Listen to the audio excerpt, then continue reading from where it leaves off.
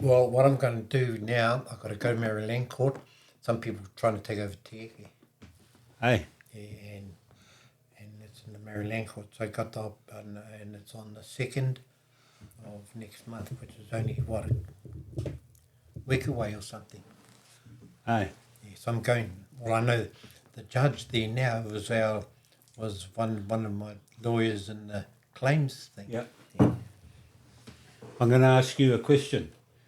There's a couple here that I'll ask. Yeah. Can you share any memorable stories or experiences from your time serving as a leader or elder in this community?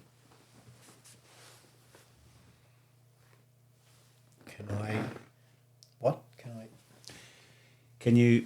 Can you share any memorable stories or experiences from your time serving as a leader or elder in this community here in Raetihi? Yeah, quite a few. I did community for maintaining development in the Forest Trust to look after our native animals like the kiwis, for example. They were on the hit list back in those days that they were getting extinct. So we went to maintain a situation where they can be looked after. And rugby, did that a lot. We had the Rangitiki Rips that I chaired, and that's we went down to Wellington to play the finals. We did one in Raetihi, and it was Southern North Island school kids. You had to be a certain age and all that sort of thing. And so we picked one between here. We couldn't get Wanganui because Wanganui wanted to do their own. So we went down as far as Ratana and up this Tamanui we never got because they went under another organisation. And but we had always had a team. We went to Rotorua down to Wellington at the finals every year, and we've had some successful games with especially with the young fellas that did well. They got appointed to the New Zealand juniors team, the rugby, kids rugby, and while I was a referee in the senior, went to America, Yeah. did referee, and I got a referee of the tournament in America. In America? Yep. Did you go over there? Yep. Went over with the rugby team from here. We took 2 teams over, but I went over as a referee. I actually played in the first game, and we drew, and I refereed the rest because the Americans were trying to promote rugby in America. So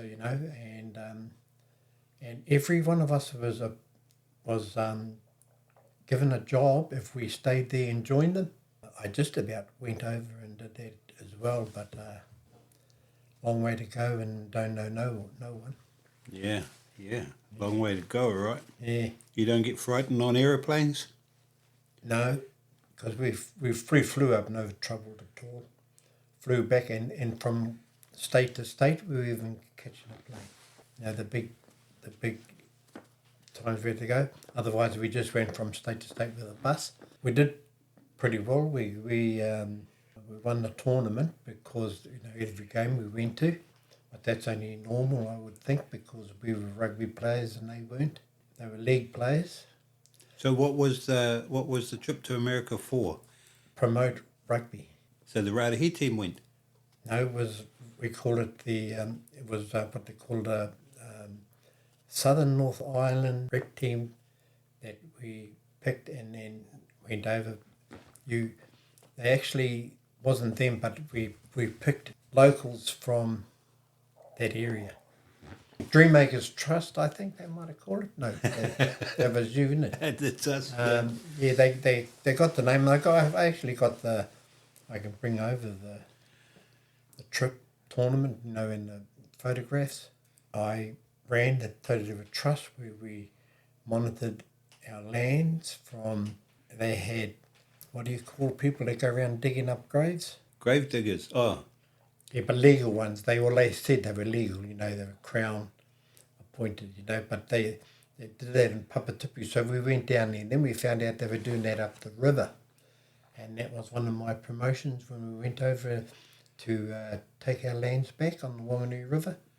Oh, of course, because you were involved in that sit-in up at Tieke, weren't you? Yeah, well, I ran that. I was the chair there for that as well.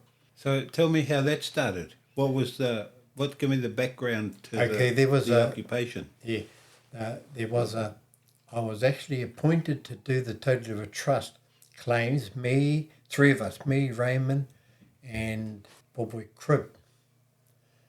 So we registered our claim with the Crown and claimed that, and we went in, and I said, and they said, he's resigned. Well, he didn't even join. He rejoined, but he pulled out. So it was only left me and Raymond, but we did carry it out. And then Patrick O'Sullivan, Mark Cribbenham, they formed another little trust to go and take over our land up the Wanganui River. So we got a lot of support. Some of the main ones that I always talk about is John Tahu.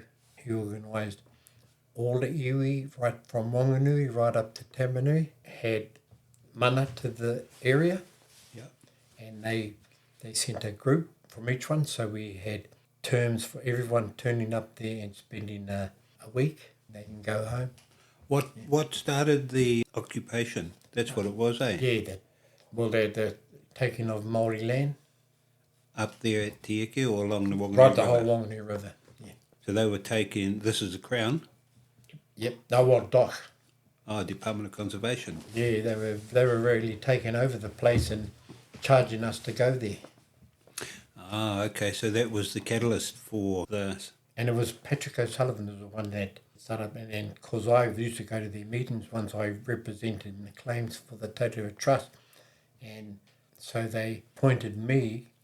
They picked a group, and I said to the trust, well, we're only one family and with those tupunas, there's other people. So we went to a public meeting up the marae and advertised it so everyone had it. But those people that turned up put us back in there again. Like we might have been outvoted, but we could still represent ourselves, our own families, our own ancestors and our only land blocks that we knew we had.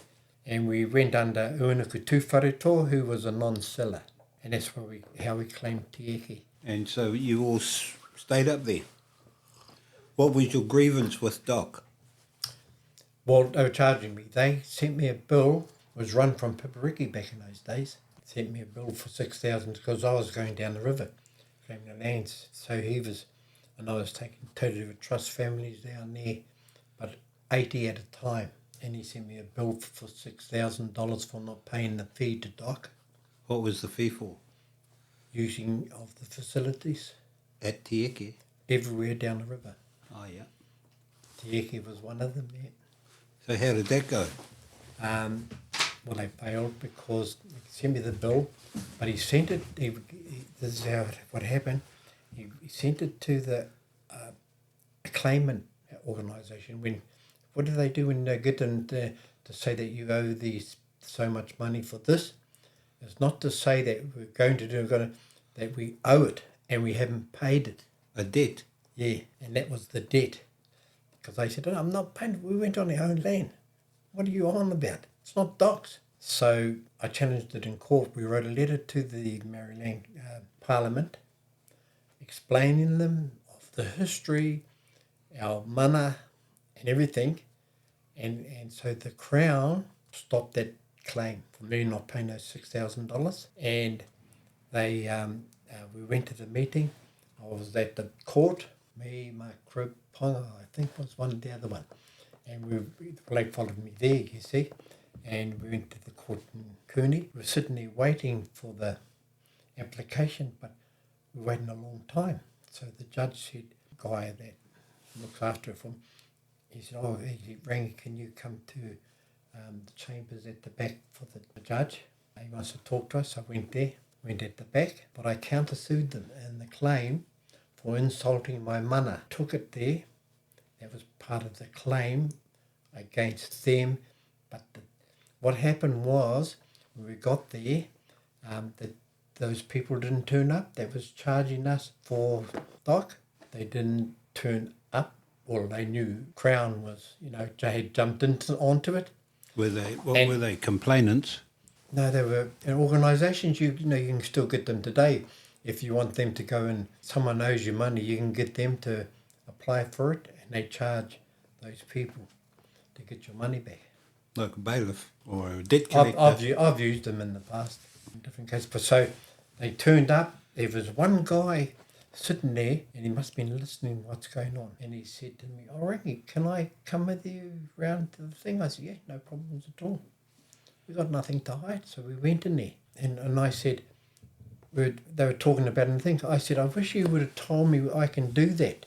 I would have did that too. Why did we have to go on in the Maryland, into the courthouse and do it there when they were able to do it in the room?" You see, but I sued them for $1 million, I think, for insulting my mana. That those people that were making the charge turned up by phone, and I said, "Why didn't you tell us? I could have turned up by phone too, And then they said, had some excuse, and he said, "But we've been relieved of our position. Crown, you'll need to sue." So we got the Crown, so we had to wait another month till the Crown turned up and said that they were withdrawing the application they withdrew it, the $6,000. So they cut the case off altogether. And I said, "Hang on, what about my $2 million for insulting my mana?" How many million? 2 million, yeah. Yeah. And I'll tell you, Patrick O'Sullivan came up with the name of the number. I wouldn't even worry doing it, but he put it in. And they said, "Oh, the court case was ours, and we've cancelled the court case, so you've got to apply for your own." Did you get any? No, well, I didn't even do it. But because they withdrew and we was nothing. There was no claims, no nothing. Yeah. Close to the Crown, shut it down. So you didn't have to pay the $6,000 to dock?